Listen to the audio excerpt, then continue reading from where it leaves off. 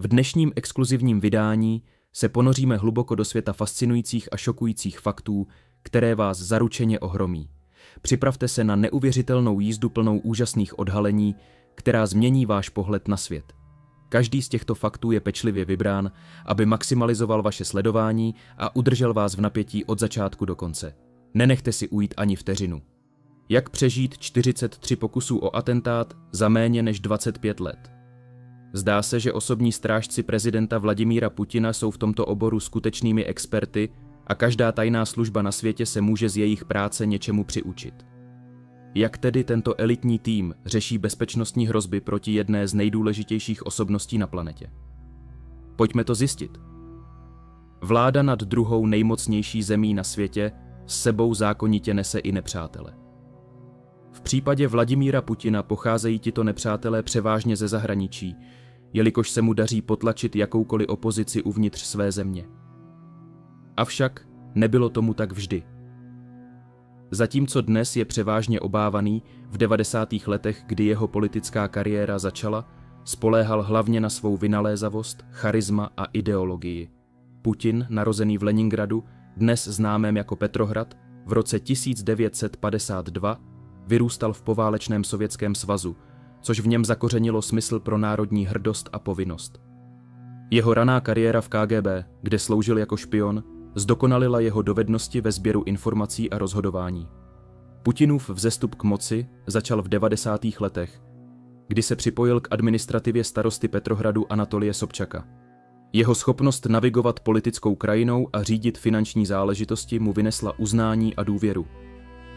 Následně se přestěhoval do Moskvy, kde zastával klíčové role v Jelcinově administrativě. V roce 1999 jmenoval prezident Boris Jelcin Putina předsedou vlády. Pozici, kterou využil k prezentaci sebe sama jako silného a rozhodného vůdce uprostřed politického a ekonomického zmatku. Jelcin překvapil svět svou rezignací, čímž otevřel Putinovi cestu k tomu, aby se stal úřadujícím prezidentem. Na vlně popularity vyhrál prezidentské volby v roce 2000 a byl znovu zvolen v letech 2004 a 2012. Během svého prezidentství Putin konsolidoval moc, utahoval kontrolu nad médii a umlčoval opoziční hlasy, což vedlo ke kritice demokratických pověření jeho režimu. Nicméně zůstává populární mezi mnoha Rusy za obnovení stability a prosazování národní hrdosti. V současné době jsou tyto pocity dosti otřeseny válkou na Ukrajině, ale Putin pravděpodobně vyhraje i další prezidentské volby. Je samozřejmé, že Putinova minulost naznačuje, že prezident si cestou získal několik stovek nebo i více nepřátel. Proto je mocný muž v Kremlu neustále pod hrozbou. Koneckonců, málo kdo se může chlubit tím, že přežil 43 pokusů o atentát. Přirozeně je bezkonkurenčně nejchráněnějším mužem na této planetě. Putinova bezpečnost není jen skupina lidí, kteří běhají a šíleně střílejí. Je to složitá síť struktur, kruhů a lidí. Jejichž úkolem je zajistit, aby prezident největší země na světě mohl v klidu jíst svou kaši. Samozřejmě největší hrozba pro ruského vůdce pochází zvenčí. Putinovo kouzlo je tak neodolatelné, že se prostě nemůže zbavit všech těchto cílů od MI6, Bundesnachrichtendienst, CIA, DJSI a asi tuctu dalších tajných služeb. A právě zde vstupuje do hry FSO. Federální ochranná služba, FSO, hraje klíčovou roli při ochraně ruského prezidenta Vladimíra Putina a dalších vysoce postavených státních úředníků. Založená po rozpadu Sovětského svazu, FSO má své kořeny v KGB, proslulé sovětské zpravodajské agentuře. Během let se rozrostla v moc, konzolidovala různé vládní agentury a získala kontrolu nad distribucí ruského rozpočtu. FSO, vedená generálem Dmitrijem Kočnevem od května 2016, se odhaduje na přibližně 50 000 uniformovaných příslušníků spolu s několika tisíci příslušníky v civilu. Pro vysoké vládní úředníky provozuje bezpečný komunikační systém a má pravomoc provádět prohlídky a dohled bez povolení, zatýkat a vydávat příkazy dalším státním agenturám. Primární odpovědností agentury je chránit vysoce postavené vládní úředníky, včetně prezidenta, a zabezpečit základní vládní zařízení a utajované informace. To zahrnuje udržování bezpečnosti a ochrany prezidenta Putina tváří v tvář četným hrozbám, zejména v dobách zvýšeného napětí, jako je rozsáhlá invaze na Ukrajinu. FSO funguje s nejmodernějším domácím technickým vývojem, což zajišťuje, že zůstává na špici technologie ve svých ochranných opatřeních. Kromě toho vlastní černou skříňku, klíčový nástroj pro použití v případě globální jaderné války. Zatímco přesný rozpočet a výdaje FSO zůstávají nezveřejněny, věří se, že disponuje značným ročním rozpočtem, potenciálně dosahujícím několika miliard rublů. Rozsáhlá pracovní síla agentury a široké pravomoci zničí obávanou sílu, dobře vybavenou k řešení výzev ochrany ruského prezidenta a udržování národní bezpečnosti. Zatímco šéf FSO nikdy neprojevil žádné ambice mimo to, že se stal mezinárodním zločincem za mnohonásobné porušování lidských práv, organizace disponuje skutečně obrovskou mocí. To prezidenta Putina poněkud znepokojilo, takže musel zavést protiopatření a jak příliš dobře víme, když Putin něco dělá, jde do velkého stylu. Národní garda Ruska, známá také jako Rosgvardia, je silná interní vojenská síla zřízená v roce 2016 prezidentem Vladimirem Putinem. Skladá se z více než 340 000 vojáků a podléhá přímo prezidentu Putinovi, fungující jako nezávislá agentura s odlišnými odpovědnostmi, oddělenými od ruských ozbrojených sil. Jejím primárním posláním je zajistit národní bezpečnost a veřejnou bezpečnost. To zahrnuje zabezpečení ruských hranic, boj proti terorismu a organizovanému zločinu a střežení životně důležitých státních zařízení. Kromě toho hraje Národní garda významnou roli při udržování veřejného pořádku a bezpečnosti, spolupracujíc s ministerstvem vnitra. Vytvoření Národní gardy bylo strategickým tahem Putina. Oficiálně bylo cílem rozdělit překrývající se odpovědnosti v rámci ruského bezpečnostního systému, avšak analytici tvrdí, že hlavním smyslem tohoto úkolu bylo působit proti rostoucí moci FSO a ukázat dalším vysokým úředníkům v Rusku, že prezident drží všechny mocné karty. Samozřejmě, Národní garda je rozmazlována jako žádná jiná struktura v bezpečnostním systému. Rozpočet Putinovy soukromé armády se odhaduje na přibližně 200 miliard rublů, což se dnes rovná zhruba 2,2 miliardy amerických dolarů. Pravomoci Národní gardy jsou rozsáhlé a zahrnují činnosti jako zatýkání osob, uzavírání oblastí, předávání nelegálních zahraničních plavidel v ruských teritoriálních vodách a reagování na mimořádné události. Ačkoliv mají oprávnění používat střelné zbraně za specifických okolností, je jim přísně zakázáno střílet na těhotné ženy, děti nebo osoby s postižením, pokud nepředstavují bezprostřední hrozbu. Přesto, zatímco Národní garda promítá obraz odstrašení a síly, její personál není zodpovědný za osobní ochranu prezidenta. Namísto toho tento úkol spadá na prezidentskou bezpečnostní službu. Tato agentura v rámci FSO se skládá ze 4 speciálních jednotek a zhruba 2500 dalších pracovníků, kteří mají jediný úkol položit svůj život, aby ruský prezident přežil. Každá z těchto speciálních jednotek má pečlivý úkol, který doplňuje celkovou ochranu Putina. Je to skutečně působivé, jak tento složitý stroj funguje. Prezidentská bezpečnostní služba, SBP, zaměstnává specializovanou jednotku zodpovědnou za zabezpečení perimetru během pohybu prezidenta Putina mimo Kreml. Tato jednotka hraje klíčovou roli při zajišťování bezpečnosti prezidenta během domácích i mezinárodních cest. Jejich pečlivé plánování zahrnuje pečlivý výběr tras, které se vyhýbají potenciálním úzkým místům a oblastem zranitelným občanskými nepokoji.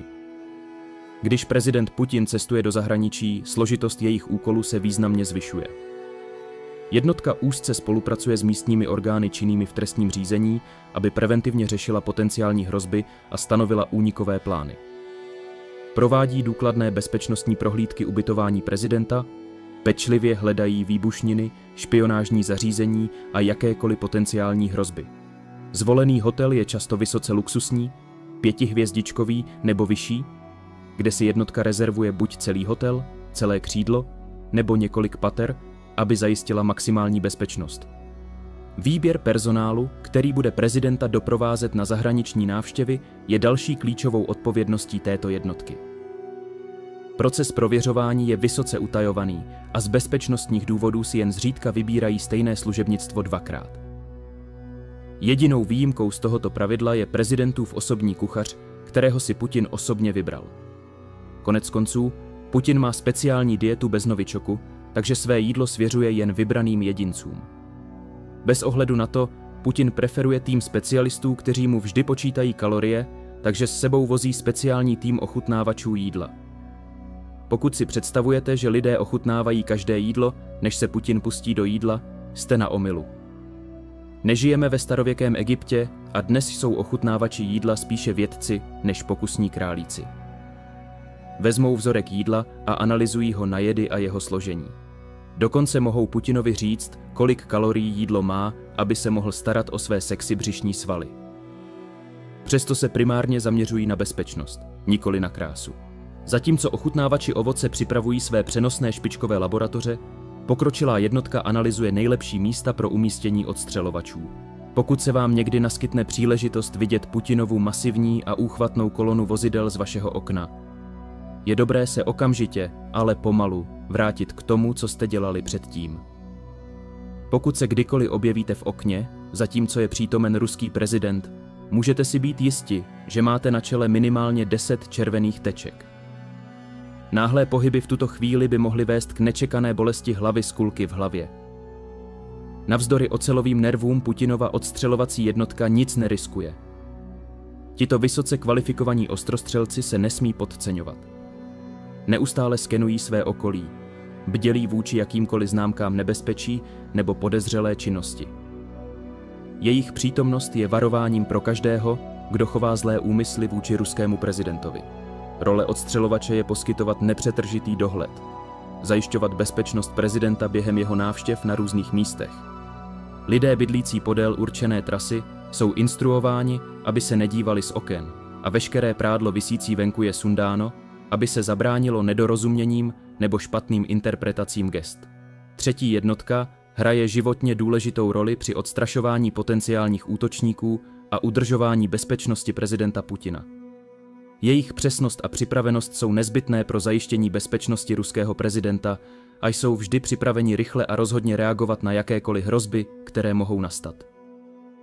Díky svým odborným znalostem a bdělosti slouží odstřelovací eskadra jako obávaný obranný mechanismus, který vysílá jasnou zprávu, že jakýkoliv pokus o Putinův život bude potkán rychlou a smrtící silou. Proto je obvykle několik jednotek skutečně umístěno na významných místech, kde je může vidět každý. To je děsivé mrknutí od SBP, že jste neustále sledováni a jakýkoliv špatný pohyb pro vás špatně dopadne, ne pro Putina. Putinova druhá obranná linie je tajná a vysoce kvalifikovaná jednotka, známá jako druhá jednotka v rámci Federální ochranné služby, FSO. Skládající se z tajných stráží, rozptýlených mezi veřejností.